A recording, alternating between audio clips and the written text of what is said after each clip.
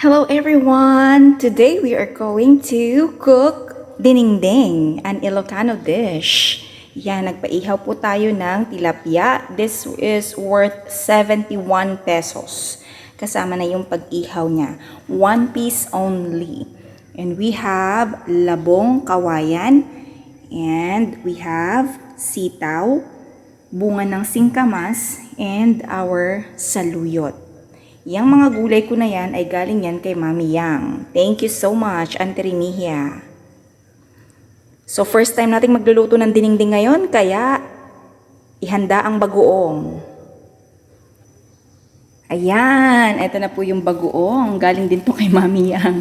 Yan ang bagoong namunamon from Rosales, Pangasinan.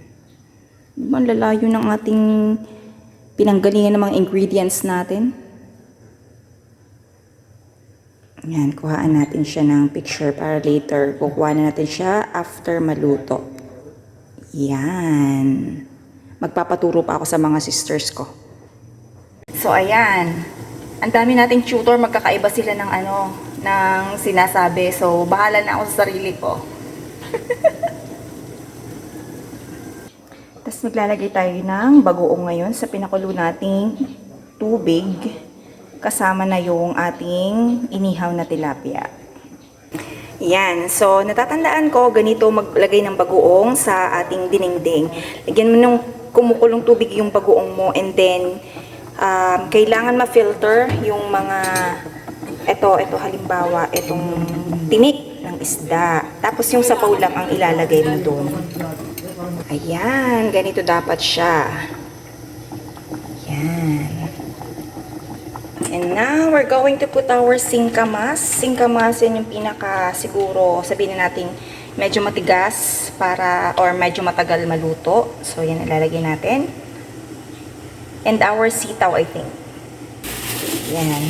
Labo-labo na yan, guys.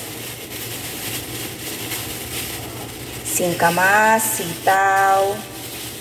What else? Labong. Yung labong natin ay luto na. So, maya-maya na natin siya ilalagay. Ayan, tatimeran natin siya ng mga 5 minutes yan kanina. So, ilan na lang? 3 minutes and more na lang. Then later on, after 5 minutes, we will put this na together, itong saluyot at saka labong. Ano ba unahin ko? Labong muna? Okay lang pala kasi malambot na tong labong Luto na siya. Naiinip ako sa time. And while we are waiting, meron na tayo ditong sinaing. Dinamihan ko na yan. Baka may gustong makikain. Wow. Silipin natin. Ang bango guys. Naamoy ko na siya. Feeling ko pwede na. Lagay na natin yung labong. Hindi ko na-intayin yung timer ko, no? Alright. So, let's put our labong ng kawayan. Grabe, hindi kaya kulang yung aking sabaw.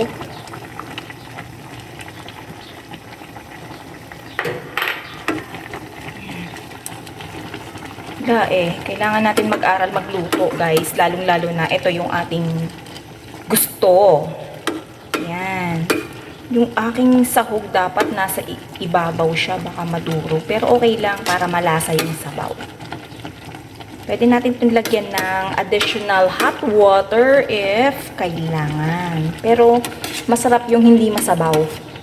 Yung konti lang yung sabaw niya. Yan. Ang mga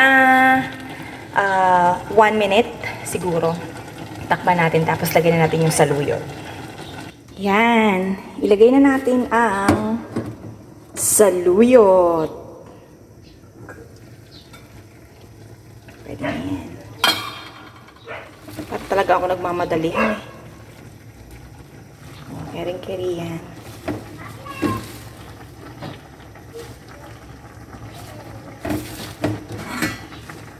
Ayan, tatakpan lang natin siya. Hindi ko pa siya tinitikman, guys. Ayan, takpan natin.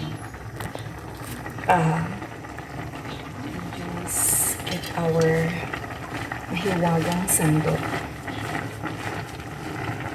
Yun, Oh, kawawa naman yung tilapia sa ilalim. Pero hindi naman yung madudurog kasi hindi ko naman siya hinahalo. Yan. Wow. Wow na agad. Alright. Few more minutes. Dahil tumulog na yung ating timer, let's taste. Tignan natin. Ang bango. Ito yung gusto kong amoy. Ay, sarap, sarap. And sarap, sarap.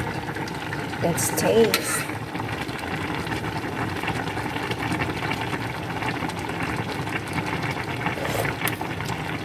Ay, nako. Marunong na ako. Kala nyo kayo lang, ha? Tingnan natin yung iba pa.